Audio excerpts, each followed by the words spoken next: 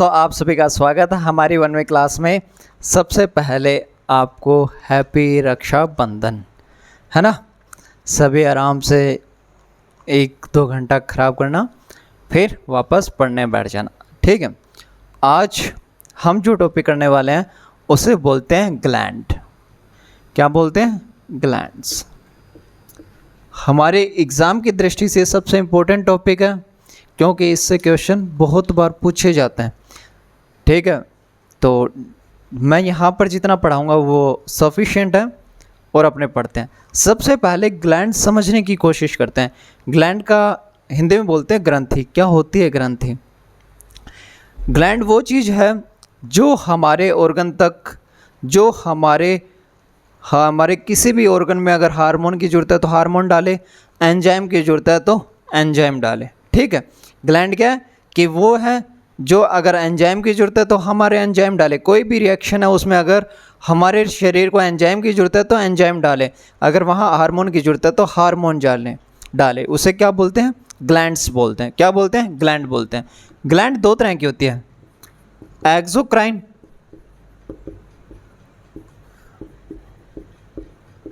और एंडोक्राइन।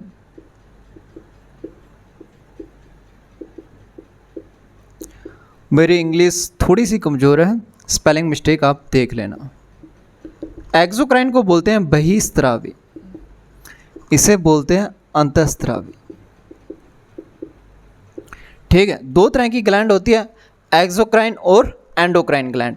यहाँ से डायरेक्ट क्वेश्चन पूछा जाता है कि हमारे शरीर की सबसे बड़ी एक्सोक्राइन ग्लैंड कौन सी है? हमारे शरीर की सबसे बड़ी एक्सोक्राइन ग्लैंड कौन सी है? तब हमारा सही आंसर होता है लीवर। तब हमारा सही आंसर होता है लीवर। हमारे शरीर की सबसे बड़ी ग्रंथि कौन है? तब भी लीवर। हमारे शरीर की सबसे बड़ी एक्सोक्राइन ग्लैंड कौन सी है? तब भी लीवर। यहाँ से भी क्वेश्चन उठता है कि हमारे शरीर की सबसे बड़ी एंडोक्राइन ग्लैंड कौन सी है? तो थायराइड ग्लैंड। तो थायराइड ग्लैंड, ठीक है। एक्सोक्राइन ग्लैंड और एंडोक्राइन ग्लैंड में डिफरेंस क्या है? पहला डिफरेंस, ये नलिका युक्त होती है। ये नलिका युक्त होती है, तो ये नलिका विहीन होती है।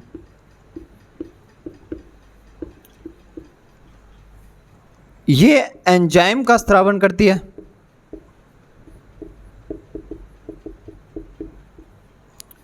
ये हार्मोन का स्रावन करती है।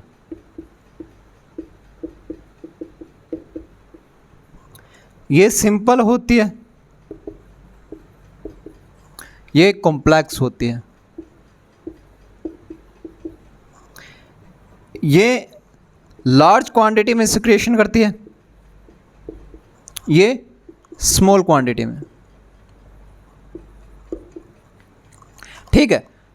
एक्सोक्राइन और एंडोक्राइन में डिफरेंस क्या है? एक नलिका युक्त एक्सोक्राइन ग्लैंड है, वो नलिका युक्त होती है, एंजाइम का स्रावन करती है, सिंपल होती है, और ये जो सिक्रेशन करती है ये लार्ज क्वांटिटी में करती है। जबकि एंडोक्राइन में नलिका विहीन होती है, हार्मोन का स्रावन करती है, कॉम्प्लेक्स होती है, और ये स्मॉल क्वांटिटी में यानी कि बहुत कम मात्रा में सिक्रेशन करती है। अब सर ये भला क्या है एंजाइम और हार्मोन? तो एंजाइम हार्मोन क्या है? पहले एंजाइम को समझते हैं। एंजाइम होता है जो केमिकल रिएक्शन को तेज करते हैं। क्या कर दें? फास्ट कर दें। हमारी केमिकल रिएक्शन को फास्ट कर दे। सर केमिकल रिएक्शन, हम केमिस्ट्री थोड़ी पढ़ रहे हैं।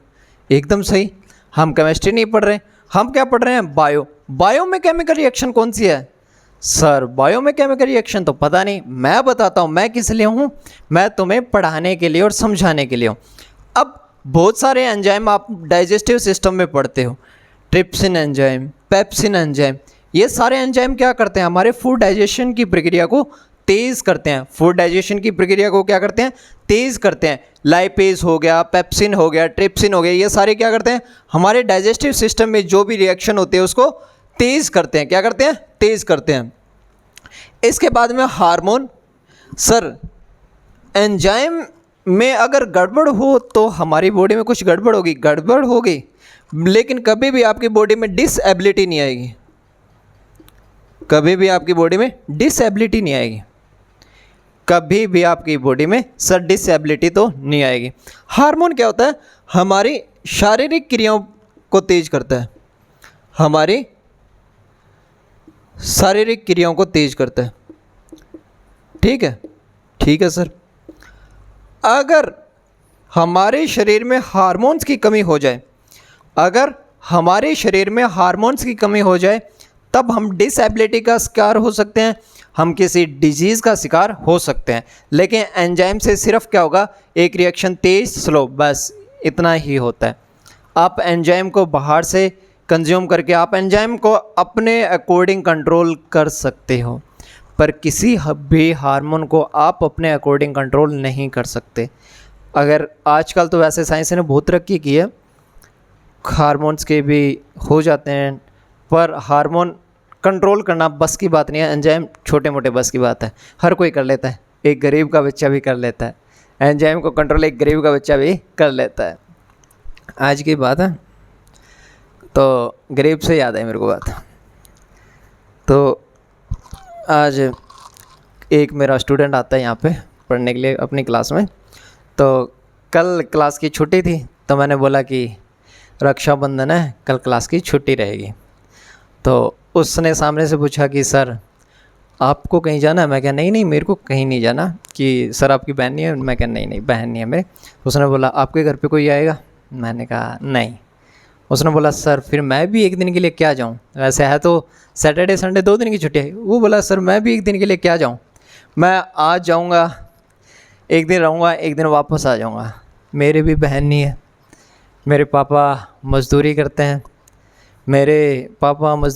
तो मैंने बोला कोई ना आप घर पे जाओ, मम्मी पापा से मिल के आओ, आप वैसे भी पता नहीं कब जा पाओगे, आप दिवाली को जा पाओगे। उसने बोला नहीं, मेरे पापा को छोड़ के मेरे परिवार में सभी नौकरी वाले हैं और रक्षाबंधन पे मेरे घर पे कोई आता नहीं है। मैंने पूछा ऐसा क्यों? बोला कि सर जो रिश्तेदार होता है ना वो अमीरों के होते हैं, हमारे घर पे तो वो कभी कभार आते हैं, जुलूस निकालने को आते हैं, और मैं नहीं चाहता कि मेरी आंखों के सामने और कोई जुलूस निकले, तो मैं ये चाहता हूँ कि क्लास लगे।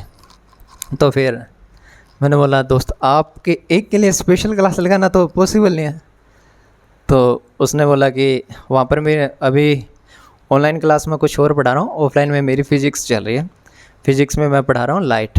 तो लाइट में प्लेन मिरर पे बहुत सारे न्यूमेरिकल्स हैं, तो मैंने 1-2 दिन पहले वही करवाया था। तो उसने बोला कि सर मेरे लाइट चैप्टर के कुछ न्यूमेरिकल्स में डाउट है, तो वो मैं आपके पास आ जाऊँ डिस्कस करने। मैंने बोला ठीक है आप आ जाना, वो वाली बात है। ठीक है, तो एंजाइम क्या है, गरीब भी अफोर्ड कर सकता है, जबकि हार्मोन्स क्या है, हार्मोन आपका जुलूस निकाल देते हैं। आप अफोर्ड तो कर लोगे पर आपका जुलूस निकाल देंगे, है ना। चलो अब आगे चलते हैं। सबसे पहले हम एंडोक्राइन ग्लैंड की बात करते हैं। एंडोक्राइन में हमारे पास सबसे पहली ग्लैंड आती है थायराइड ग्लैंड। कौन सी ग्लैंड? Thyroid gland. हमारी सबकी आपकी सबको पता है थायराइड ग्लैंड। थायराइड ग्लैंड पता है क्यों पता है? हमें इसलिए पता है थायराइड ग्लैंड क्योंकि बचपन में एक नाम सुना है, घेंगा रोग, गाइटर रोग, बस जिससे हमें पता है कि थायराइड ग्लैंड होती क्या है। आज हम डीपली पढ़ेंगे थायराइड ग्लैंड के बारे में। Thyroid gland, sir thyroid gland position की बात करें तो हमारे ट्रैकिया और लैरिक्स के ऊपर होती है। पोजीशन की बात करें तो अपर टू लैरिक्स होती है, अपर टू लैरिक्स या ट्रैकिया के आसपास होती है। ठीक है, 2 ऑप्शन ही आएंगे, अपर टू लैरिक्स और ट्रैकिया। ठीक है, थायराइड ग्रंथि से एक हार्मोन स्रावित होता है जिसका नाम है थायरोक्सिन हार्मोन। एक हार्मोन स्रावित होता है जिसका नाम है थायरोक्सिन हार्मोन। ये हमारे शरीर की सबसे बड़ी वेरी बिगेस्ट एंडोक्राइन ग्लैंड है, एंडोक्राइन ग्लैंड। ठीक है, थायरोक्सिन हार्मोन भी T3 और T4 2 रूप में सिक्रेशन होती हैं। थायरोक्सिन हार्मोन भी जब हम डिटेल में पढ़ते हैं तो 2 तरह से स्रावित होते हैं, एक T3 और एक T4। सर T3 और T4 में क्या है? T3 में ये है thyroxine hormone plus 3 amino acid plus iodine, ठीक है। और इसमें क्या होता है? Thyroxine hormone plus 4 amino plus iodine, ठीक है। अब हार्मोन क्या है कि हमारे अगर शरीर में ज़्यादा हो जाए तब भी हमारे शरीर के लिए हार्मफुल होते हैं, अगर कम भी हो जाए तब भी हार्मफुल होते हैं। थायरोक्सिन हार्मोन की कमी से 2 मेजर रोग होते हैं, 2 मेजर डिजीज़ हमें लग जाती है। पहली गोइटर, हमारे शरीर में आयोडीन की कमी से 2 रोग होते हैं। पहला गोइटर, गोइटर या घेंगा रोग भी बोलते हैं। घेंगा रोग में क्या होगा? हमारे थायराइड ग्लैंड में सूजन आ जाएगी और हमारी गर्दन इतनी बड़ी हो जाएगी जैसे हाथी की हो, इतना बड़ा सूजन आ जाएगा, हमारी थायराइड ग्लैंड पूरी तरह सूज जाएगी, हमें बोलने में मुश्किल होगी, बहुत सारी चीज़ें और हो जाएगी, जिससे हमें क्या होगा? हमें एकदम अच्छा नहीं लगेगा, ठीक है। आयोडीन की कमी से एक और रोग हो जाता है जिसे बोलते हैं हाइपोथायरॉयडिज्म। हाइपोथायरॉयडिज्म, हाइपोथायरॉयडिज्म में क्या होता है? हमारे जितने सेक्सुअल ऑर्गन हैं वो धीरे धीरे नपुंसक होते जाते हैं। धीरे धीरे क्या होता है? सेक्सुअल हार्मोन में कमी कर देते हैं और इनकी कमी से हमें नपुंसकता आ जाती है, ठीक है। क्या आ जाती है? नपुंसकता आ जाती है। ये होता है हाइपोथायरॉयडिज्म में, ठीक है। तो हमारी बॉडी में जब थायरोक्सिन की कमी होती है तब 2 मेजर चीज़ें होती हैं। कौन कौन सी सर? पहला गॉइटर रोग हो जाता है, दूसरा हाइपोथायरॉयडिज्म हो जाता है। अब थायरोक्सिन हार्मोन की अधिकता हो जाए, है ना, हो सकता है कि हमारे शरीर में, किसी को स्क्रीनशॉट लेना है क्या? अरे ले लो, स्क्रीनशॉट ले लो।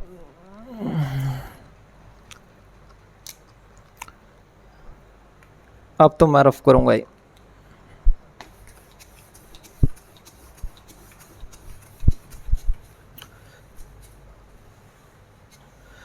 अब एक्सेस ऑफ थायरोक्सिन हार्मोन भी हो सकता है। एक्सेस ऑफ थायरोक्सिन हार्मोन होता है तब हमें एक बीमारी होती है जिसे बोलते हैं टॉक्सिक गॉइटर। टॉक्सिक गॉइटर, हमारे शरीर में जब आयोडीन की मात्रा ज़्यादा हो जाती है तब हमारा ब्लड प्रेशर बढ़ जाता है और हमारा रेस्पिरेटिव रेशो होता है। रेस्पिरेटिव रेशो यानी कि श्वसन दर, श्वसन अनुपात क्या हो जाता है? बहुत ज़्यादा इंक्रीज हो जाता है। बहुत ज़्यादा क्या हो जाता है? हमारा रेस्पिरेटिव रेशो जो होता है वो बहुत ज़्यादा क्या हो जाता है? इंक्रीज हो जाता है, बहुत ज़्यादा इंक्रीज हो जाता है। और दूसरा रोग होता है एक्सपोथैलेमिया। एक्सपोथैलेमिया, एक्सपोथैलेमिया रोग में क्या हो जाता है? हमारी आइज़ में क्या हो जाती है? स्वेलिंग हो जाती है और हमारे आइज़ में स्वेलिंग इतनी हो जाती है कि ये आंखें बाहर की तरफ आनी शुरू हो जाती है। अभी क्या है? सबकी आंखें अंदर है, ये आंखें बाहर की तरफ आ जाती है, जैसे कंचना हो, है ना, वो एक भूत वाली मूवी है ना, जिसमें ऐसे जैसे किसी डाकन चुड़ैल की बाहर आती है ना, वैसे बाहर आनी शुरू हो जाती है, एकदम डरावनी बन जाती है। तो थायरोक्सिन हार्मोन की कमी से 2 रोग, पहला गॉइटर, दूसरा हाइपोथायरॉयडिज्म। पहले से सर थायराइड ग्लैंड में सूजन आ जाता है जिससे घेंगा रोग भी बोलते हैं, हमारी सामान्य भाषा में गलखंड रोग भी बोलते हैं सर। दूसरा हाइपोथायरॉयडिज्म, ये सेक्सुअल हार्मोन में कमी कर देता है, ठीक है। और जब हमारे शरीर में थायरोक्सिन हार्मोन की अधिकता हो जाए तब सर 2 रोग होते हैं। एक को टॉक्सिक गॉइटर बोलते हैं, लड़कियां टॉक्सिक होती हैं, नहीं लड़कियां होती हैं टॉक्सिक, हाँ लड़कियां ही होती है टॉक्सिक। तो जैसे लड़कियां टॉक्सिक होती है तब क्या होता है? हमारी ब्लड प्रेशर बढ़ जाता है, हमारा ऐसा हो जाता है ना, कभी देखना रिलेशनशिप में होता है, ठीक है। टॉक्सिक गॉइटर में क्या होता है? ब्लड प्रेशर हाई हो जाता है, रेस्पिरेटिव रेशो इंक्रीज हो जाता है, ठीक है। दूसरा क्या था? एक्सपोथैलेमिया। एक्सपोथैलेमिया में क्या हो जाता है? आइज़ में स्वेलिंग आनी शुरू हो जाती है और आइस बाहर की तरफ आ जाती है। ठीक है, अब हमारे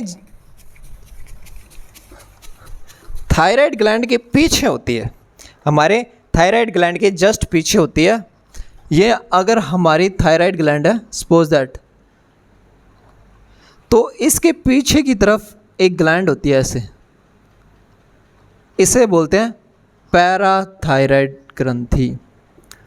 पैराथायराइड ग्रंथि ये थायराइड ग्रंथि के पीछे छुपकर रहती है। कौन सी? Parathyroid gland. पोजीशन की बात करें तो आप बच्चे लोग अपने आप बताएंगे पोजीशन क्या है। Back to thyroid gland, back to thyroid gland. ये दो तरह के हार्मोन स्रावित करती है, पैराथायरोक्सिन हार्मोन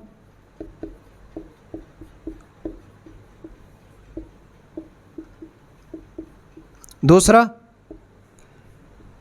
कैल्सिटोनिन।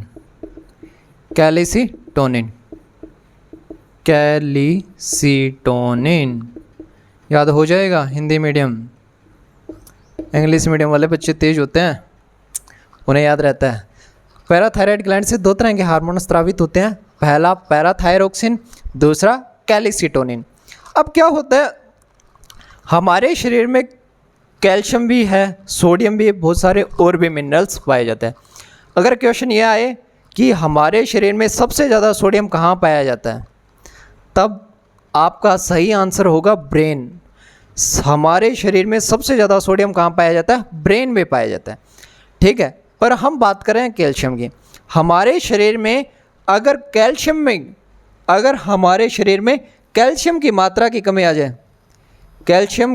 जाए, हमारे शरीर में कैल्शियम की कमी आ जाए, तब पैराथायरोक्सिन हार्मोन एक्टिव होगा और कैल्शियम की मात्रा को क्या करेगा? पूरा करेगा।